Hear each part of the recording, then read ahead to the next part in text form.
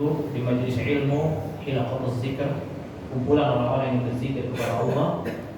Kita melaksanakan sholat wajib yang difardukan oleh Allah, dan kita bisa meneruskan dengan kajian ilmiah. Insyaallah pembahasan kita pada hari ini seputar tauhid yang begitu penting bagi seorang mukmin, yakni adalah tawakal. Karena kalimat tawakal ini sering kita dengar di mana-mana. Ada seseorang yang mengucapkan tawakal saja kepada Allah dengan meninggalkan berbagai macam sebab. Ada juga seseorang yang menganggap tawakal kepada Allah adalah dengan menyadarkan diri kepada sebab. Ada juga yang menyebutkan tawakal kepada Allah adalah menyerahkan semua urusannya kepada Allah Subhanahu wa taala dengan menjalankan sebab. Dan hal ini terjadi di kalangan kaum muslimin dan khususnya di kalangan awam. Kalau kita tidak memahami tentang makna daripada tawakal, maka yang terjadi adalah kita salah dalam memahami daripada tauhid yang berbentuk tawakal. Allah Subhanahu wa taala berfirman, "Wa tawakkal 'alal hayyil ladzi la yamut." Bertawakallah kalian, yakni serahkanlah dan wakilkanlah segala urusan-urusan kalian 'alal hayyil ladzi la yamut, yakni zat yang senantiasa hidup dan tidak pernah mati. Siapa itu? Allah Subhanahu wa taala. Dan kenapa tawakal kepada Allah merupakan bagian daripada hal penting bagi kaum muslimin? Karena ini merupakan selamat dan tidaknya seseorang nanti di akhirat, itu diantaranya adalah dari tawakalnya. Nabi SAW beliau bersabda, "Uridat alayya al-umam." Di hari kiamat Nabi SAW diperlihatkan dengan bagian manusia yang begitu besar. Kata Nabi, "Fadhantu annaha ummati." Aku mengira bahwa itu adalah umatku yang begitu besar. Dan juga di antara mereka ada nabi yang dengannya beberapa umat. Ada juga nabi yang tidak memiliki umat, kemudian diperlihatkan kepada nabi sebuah jumlah yang begitu besar, dan nabi menyangka itu adalah umatnya, padahal bukan. Kemudian diperlihatkan lagi kepada Nabi SAW dengan jumlah yang besar, dan bersama mereka wa minhum sab'una alfan yadkhuluna al-jannata bighairi hisab wala 'adzab. Dan di antara mereka ada 70.000 orang, bersama mereka 70.000 orang yang masuk surga tanpa hisab, tanpa 'adzab. Kenapa seseorang ini bisa masuk surga tanpa hisab, tanpa 'adzab? Ada 3 manusia masuk ke dalam surga. Ada caranya seorang mukmin itu masuk ke dalam surga. Yang pertama, ada seseorang yang masuk ke dalam surga, yaitu tanpa hisab, tanpa adab. Yani nanti yang disebutkan oleh Nabi SAW karakter mereka. Ujungnya adalah wa ala rabbihim yatawakkalun. Mereka yang hanya menyandarkan semua kehidupan mereka kepada Allah Subhanahu wa taala. Hanya menyandarkan harapannya kepada Allah yang Maha Hidup, bukan kepada yang lain. Bukan kepada orang yang kaya, bukan kepada orang yang punya duit, bukan orang yang memiliki kedudukan, bukan orang yang memiliki kekuasaan, bukan juga kepada kekuatan diri, bukan juga pada kekuatan orang lain. Nah, ini kita pembahasan sedikit nanti. Jadi yang pertama, seseorang masuk surga itu tanpa hisab, tanpa adab. Yani ketika mereka melewati as-sirat. As-sirat itu adalah jembatan yang berada di atas api neraka Jahannam. Wa minhum illa wariduha kana 'ala rabbika hatman maqdiyya. Semua kita pasti akan melewati as-sirat, dan ini merupakan akidah Ahlussunnah, ya. Kita akan melewati as-sirat, dan di bawah as-sirat itu adalah api neraka Jahannam, dan itu adalah Jahannam untuk orang-orang yang beriman, orang-orang mukmin yang mereka berdosa kepada Allah masuk ke dalam api neraka Jahannam. Karena dijelaskan oleh para ulama, kita melihat berbagai macam hadis, neraka orang kafir dengan neraka orang mukmin itu dibedakan. Kalau neraka orang mukmin tidak kekal, mereka hanya disiksa oleh Allah karena dosa yang mereka lakukan, ya, antara manusia dengan manusia yang lainnya, atau tuntutan-tuntutan yang lainnya, dan dosa yang dia belum sempat minta ampun kepada Allah. Dan ada juga, ya, ketika dia sudah disiksa kemudian dia akan mati. Orang mukmin disiksa di dalam neraka, dia akan mati. Kemudian dia akan dibakar oleh Allah menjadi seperti arang, kemudian didiamkan di dalam neraka sampai Allah Subhanahu wa taala memberikan rahmat kepadanya, dimasukkan ke dalam surga. Kemudian disiram oleh ahli surga, maka tumbuh dia seperti biji yang menumbuhkan daun. Seperti itu. Tapi tercatat bagi dirinya adalah jahannamiyun, mantan-mantan penghuni neraka. Jadi ada mantan-mantan yang jadi jidatnya. Bukan berarti hitam jidatnya, tapi ada yang masuk surga mantan api neraka, ada juga yang masuk surga langsung tanpa hisab. Jadi jalurnya udah jalur VIP ini, tanpa hisab, tanpa adab. Tidak lagi ditanya oleh Allah, maknanya adalah al-awad. Tidak ditanya lagi sama Allah, kamu di dunia begini, kamu di dunia begini, kamu di dunia melakukan ini, kemarin kamu sendiri lagi begini, di depan orang kamu begini. Ya, itu namanya al-awad. Itu bagian yang kedua. Kalau yang pertama dia masuk surga tanpa hisab, tanpa adab. Sifatnya nanti akan kita jelaskan. Dan kemudian yang kedua, ada masuk surga dihisab tidak diadab. Dihisab tidak diadab. Ini dihisab. Hisab ini maksudnya adalah al-awad. Dia ditanya sama Allah, kamu begini di dunia, kamu begini, iya.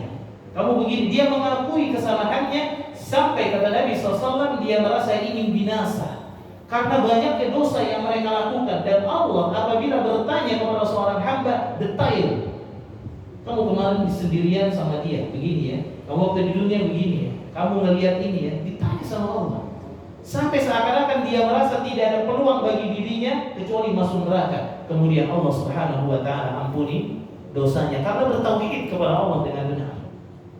Dan kemudian yang ketiga, ada seseorang yang masuk surga dihisab kemudian diadab. Dihisab kemudian diadab. Nah, golongan yang pertama yang kata Nabi sallallahu alaihi wasallam, minhum 70,000 yadkhuluna al-jannata bighairi hisab wala adab. Dan sesungguhnya ada seseorang yang masuk surga, di antara mereka 70.000 orang masuk surga tanpa hisab, tanpa adab. Kemudian Ukasyah Al-Qamah, itu Ukasyah ya, Ukasah bin Mihsan, dia berkata kepada Nabi SAW, ya Rasulullah, berdoa kepada Allah agar saya termasuk dari mereka. Maka langsung kata Nabi SAW, kamu termasuk dari mereka. Ya, berdiri lagi sahabat yang lain. Di sini kita mengambil sebuah faedah betapa sahabat Nabi radhiyallahu ta'ala anhum ketika mereka mendengar sebuah kebaikan dan kedudukan di surga, begitu cepat mereka menginginkan kedudukan tersebut. Berbeda dengan kita. Kalau ada kedudukan jabatan di dunia, cepat langsung mendaftarkan diri. Kalau ada kedudukan di akhirat, berlambat-lambat dalam perkara akhirat. Dalam perkara dunia kita jahil, dalam perkara akhirat kita, dalam perkara dunia mahir, tapi dalam perkara akhirat jahil. Waliyadzubillah. Jangan sampai hal demikian terjadi kepada kita. Maka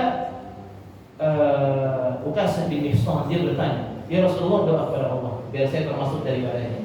Berdiri lagi sahabat yang lain, doakan kepada Allah agar saya termasuk. Tapi kata Rasul, sabaqaka Ukasah, udah diduluin sama Ukasah.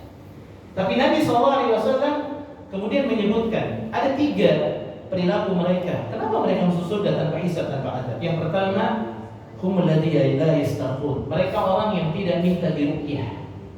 Ruqyah syariah ada. Kita pernah dengar ya, ruqyah syariah, dan banyak sekarang para ustaz, bahkan yang bukan ustaz itu juga dia membuat apa? Tempat buat ruqyah.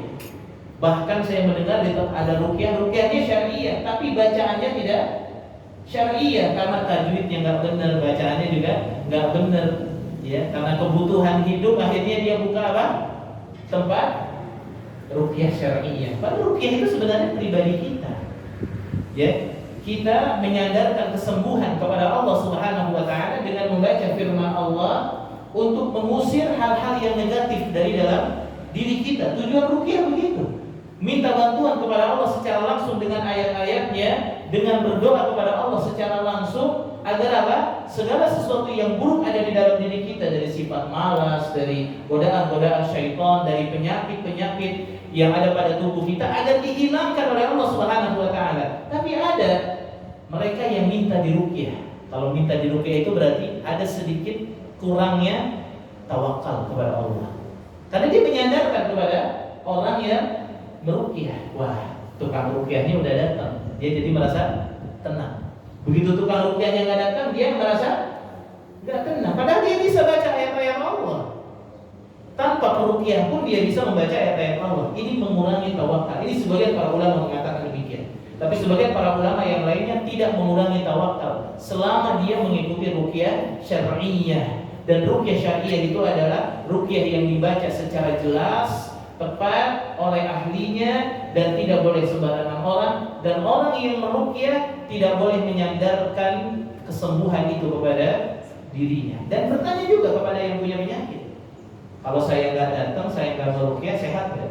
Insya Allah sehat. Berarti dia tawakalnya sama Allah. Adanya saya bukan karena bisa mendatangkan manfaat, bukan bisa mendatangkan mudarat.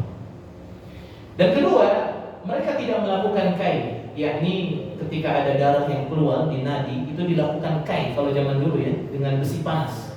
Walaupun ini dilakukan oleh Nabi SAW kepada Sa'ad bin Mu'adz ketika pada perang Khandaq, ya, dia terluka di nadinya. Kemudian dia berhenti-henti, itu darahnya terus keluar.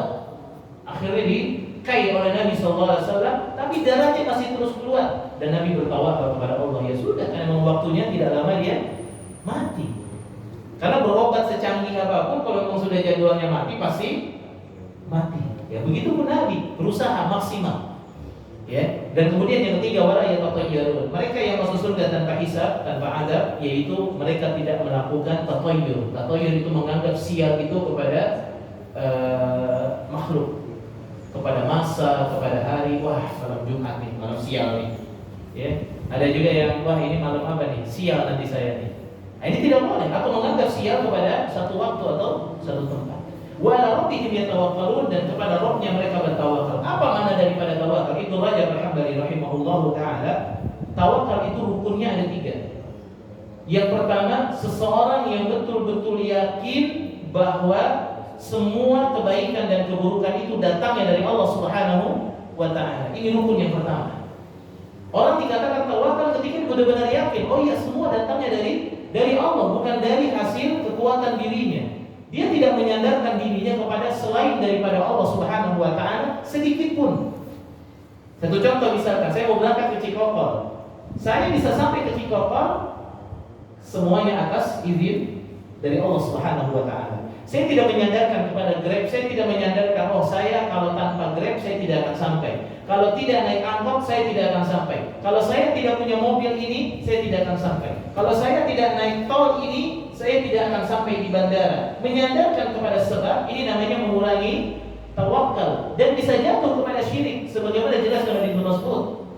Salah satu lemahnya keyakinan dalam tawakal adalah menyandarkan segala sesuatu kepada sebab. Ya. Memuji orang yang memberikan dan tidak memuji Allah yang memberikan. Ya, kalau diberikan oleh manusia kita puji dia. Ya, bahkan menyandarkan diri. Saya kalau tidak kerja di sini rusaklah hidup saya. Makanya akhirnya begitu ada surat teguran pertama, teguran kedua, bukan teguran ya. Misalkan ada perusahaannya lagi goyang-goyang sedikit, kira-kira ada PHK ya. Khawatir sudah. Wah, ini kalau di PHK anak istri saya makan apa? Ya. Ada seperti itu berarti kurang tawakal kita kepada Allah. Berarti selama hidup kita menyandarkan kita ini kepada perusahaan, menyandarkan makan dan minum dan penghasilan kita ini kepada perusahaan, kepada orang yang memiliki uang dan kekayaan. Wah, kalau dekat sama dia mau punya uang, bisnis sama dia mau punya uang. Ya sudah, saya maunya sama dia saja, orang yang sudah jelas punya uang. Ini namanya menyandarkan kepada sebab dan itu keluar daripada rukun tawakal. Maka orang yang bertawakal kepada Allah menyandarkan semuanya hanya kepada Allah. Dan yang kedua, rukun yang kedua, mereka ya melakukan sebab-sebab yang dengannya Allah Subhanahu wa taala meridainya. Sebabnya dijalankan sama dia. Orang yang bertawakal itu kata Nabi SAW, kamu ikat kuda kamu kemudian tawakal. Ikhtiar itu bagian daripada tawakal, gak bisa dibagi. Ada orang yang membagi ikhtiar 50%, tawakal 50%. Gak ada. Dua-duanya 100%. Karena kenapa? Ikhtiar bagian daripada tawakal. Allah tidak suka dengan orang-orang yang hanya berdiam diri. Tawakal itu bukan diam. Saya mau nyebrang, Allah pasti menyelamatkan saya. Ada tronton, tawakal aja. Ya. Naik motor kita, tawakal. Bismillahirrahmanirrahim, Allah. Kemudian asal aja, sabet aja. Kalau kata Allah celaka, pasti celaka. Tapi akhirnya dia celaka. Begitu celaka, menyalahkan Allah. Oh, berarti Allah sudah mentakdirkan saya buat celaka. Betul, memang demikian. Tapi dia tidak menjalankan sebab keselamatan. Pakai sabuk pengaman, kemudian berjalan sesuai dengan aturannya, akan dihisab nanti, ditanya sama Allah dalam keadaan gimana kamu mati. Kalau kita mengatakan ya sesungguhnya saya mati zalimi anfusihim, dalam keadaan zalim kepada diri sendiri. Ada jalan, misalkan jalan itu ada satu jalur, ada dua jalur. Ini satu jalur, dia malah di mana? Di lawan arah. Akhirnya terjadi tabrakan. Ya. Kemudian dia sakit. Siapa yang mau disalahkan? Dirinya sendiri. Tidak ada yang disalahkan kecuali dirinya sendiri, karena dia tidak menjalankan sebab tawakal. Sebab tawakal itu bukan melanggar, kata Ibnu Rajab. Melanggar misalkan dia bermalas-malasan, ada kesempatan berdagang dia nggak mau dagang, ada kesempatan buat bekerja, udah tawakal aja. Kalau kata Allah ada rizkinya, pasti ada rizkinya. Udah saya nggak usah kerja, saya hanya baca Quran, saya hanya menuntut ilmu saja, saya nanti kalau ada rizkinya pasti ada orang ngasih. Ini namanya bukan tawakal. Berarti ada di dalam keinginan dalam dirinya belas kasih dari orang lain. Dia menuntut ilmu, udah saya baca Quran saja, saya menuntut ilmu saja, saya hafalkan hadis saja, saya beribadah kepada Allah. Kalau memang rezeki nanti juga datang. Ada orang yang ngasih, tiba-tiba ada muhsinin yang ngasih. Seorang muslim itu tidak boleh dia mengandalkan orang lain, apalagi sampai meminta-minta. Dan di antara salah satu rukun meminta-minta yang diharamkan dalam Islam adalah berharap diberikan oleh orang lain tanpa adanya usaha dari dia untuk bekerja dengan tangannya sendiri. Oh saya fakir, nanti juga ada orang lain sebentar lagi mau lebaran, bentar lagi orang akan mengeluarkan apa? Zakat. Oh nanti saya juga dapat jatah zakat. Akhirnya dia tidak mau usaha. Di bulan Ramadan udah saya fokus saja baca Quran. Istri dan anak saya kalau memang ada rezekinya nanti juga ada datang dari orang, ada orang yang ngasih ke rumahnya. Jadi apa? Berharapnya sama siapa jadinya? Sama manusia. Tidak sadar dia. Ya ini adalah orang yang tidak memiliki sifat wala. Ya, karena tawakal itu di dalamnya ada zuhud, di dalamnya ada wara. Zuhud itu ya menghindarkan diri kita dari sesuatu yang diharamkan oleh Allah, ya, dan yang tidak bermanfaat buat akhirat kita.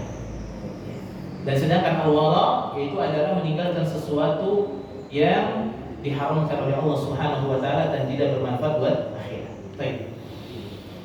Dan kemudian Nabi SAW, jadi yang kedua kata Ibnu Rajab itu adalah dia melakukan apa? Sebab dia berusaha maksimal. Maka kata Nabi SAW, ya ayuhan nas, ittaqullaha wa ahsinu fit talab. Bertakwalah kalian kepada Allah dan berbaik-baiklah kalian, bersemangatlah dalam mencari rezeki, kata Nabi. Lihat kata Nabi SAW, wa in law annakum tatawakkaluna 'ala Allah la razaqakum kama yarzuqut tayr. Kalau kalian hanya tawakal kepada Allah dengan hakut tawakkuli, tawakal yang benar, tahu rukunnya benar, ya. Jadi tidak boleh seseorang itu ketika dia berusaha, ya, tapi ada di dalam dirinya menyandarkan kepada usahanya.